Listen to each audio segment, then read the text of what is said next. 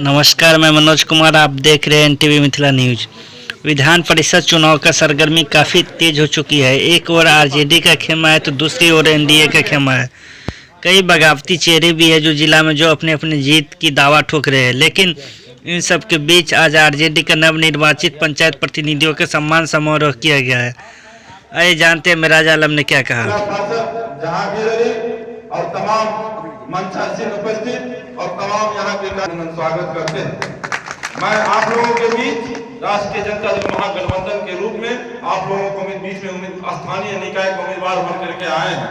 मैं आप लोगों को आशा और विश्वास दिलाना चाहता हूं कि मैं आपके बीच स्थानीय निकाय का उम्मीदवार, बाद में पहले मैं आपका बेटा और भाई और आपका मैं पंचायत प्रतिनिधि, आप ही की तरह मैं एक पंचायत प्रतिनिधि हूँ।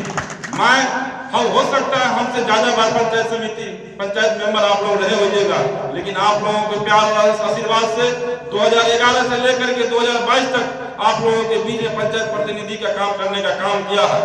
मैं आशा और विश्वास दिलाना चाहता हूं कि पंचायत प्रतिनिधियों की जो समस्या है हम भली भांति जानते हैं, क्योंकि एक पंचायत प्रतिनिधि आप भी है, हम भी पंचायत प्रतिनिधि हैं। आप लोगों की जो समस्याएं हैं, मैं आप लोगों का और प्यार और आशीर्वाद मिला तो मैं आशा और विश्वास दिलाना चाहता हूं कि सड़क से लेकर सदन तक आप लोगों की बात उठाने का काम करेंगे। मैं चाहे आप लोगों की चाहे मानदेय का बात हो, चाहे क्या कहते हैं पेंशन की बात हो, चाहे आप लोगों की समस्याएं जो भी हो, पंचायत प्रतिनिधि को जो कुछ हम जानते भी हैं, जो नहीं भी जानते, आप लोगों से बात करके मैं आप लोगों का सारा समस्याओं को दूर में रखने का काम, सरल रखने का काम करेंगे। चाहे सरकार हमारी हो, चाहे हमारी विपक्ष की हो, मैं आप लोगों के बीच से जुड़ करके जाऊंगा पंचायत प्रतिनिधियों की बात रखने के लिए, मैं किसी के व्यक्ति के लिए। इसीलिए मैं आशा और विश्वास दिलाना चाहता हूँ अपने तरफ से, अपने नेता की तरफ से और आप लोगों की तरफ से कि आप लोगों की सारी समस्याओं को हमने सदन में रखने का काम करेंगे। इसी आशा और विश्वास के साथ अपनी बात को समाप्त करेंगे। प्रतिनिधिगण, भाइयों और बहनों, मित्रों, मैं जब कोई बोलने खड़ा होता हूँ तो मेरे सामने देश का एक दृश्य होता है। केवल मैं अपनी बात चुनाव तक सीमित नहीं रखूंगा, देश के मिजाज के बारे में, देश किस दौर से गुजर रहा उस बारे में दो तीन बात कहते हुए फिर अंत में आप लोगों से अपील करूंगा। देश की स्थिति बहुत खराब है। ये जो 90% आवाम है, जिसको आप कह सकते हैं जो पिछड़ा है, दलित, आज़ादी के बाद इन वर्गों पर आज जो हमले हो रहे हैं, भाजपा के नेतृत्व में ये हमला आज तक इस आज़ादी के बाद कभी नहीं हुआ। आज क्या किसानों की हालत है? 4.5 लाख किसान दिल्ली में 1 साल 1 महीना धरने पर बैठा। इस देश की आबादी का जो जान है, जो देश का अन्नदाता है, मोदी के खिलाफ, काले कृषि कानून के खिलाफ 1 साल 1 महीना 4.5 लाख लोग, दुनिया के इतिहास में इस तरह का आंदोलन कभी नहीं हुआ, ना आज़ादी के पहले ना आज़ादी के बाद। और मोदी को झुकवा दिया किसानों ने। उनको काला कानून जो कृषि कानून था उन्हें वापस लेना पड़ा। हमारे यहाँ क्या हाल है?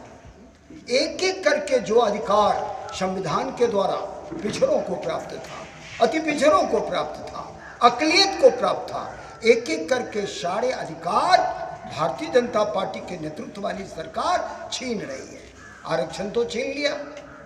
जो देश के 70-73 वर्षों में जो 20 लाख करोड़ जो दौलत लगा था सार्वजनिक क्षेत्र की पूंजी में, रेल जो आज देश का सबसे बड़ी जो संस्था थी रोजगार देने वाली, सबसे अधिक रोजगार देने वाली संस्था, रेलवे में जो जनता का पैसा लगा हुआ था, LIC में जो जनता का पैसा लगा हुआ था, बंदरगाह में जो जनता का पैसा लगा हुआ था, हवाई जहाज में जो जनता का पैसा लगा हुआ था, जितना BSNL में जो जनता का पैसा लगा था, जितनी नवरत्न कंपनियां थी इस मुल्क में जो सबसे अधिक रोजगार देता था और जो जनता को राहत देता था, ऐसी सारी संपत्ति को मोदी ने औने पौने दामों में अपने गुर्गों के हाथों बेच दिया।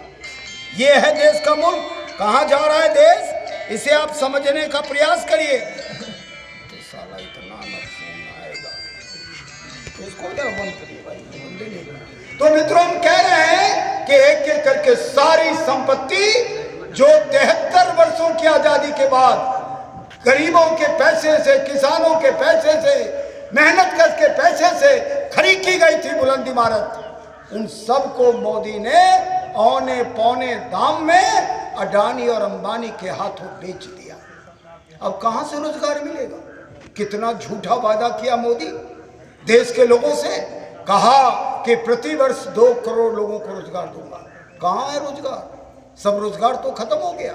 ये जो रोजगार देने वाली संस्था थी उनको निजी हाथों में बेच दिया। अब क्या होगा वो सुन लीजिए जरा।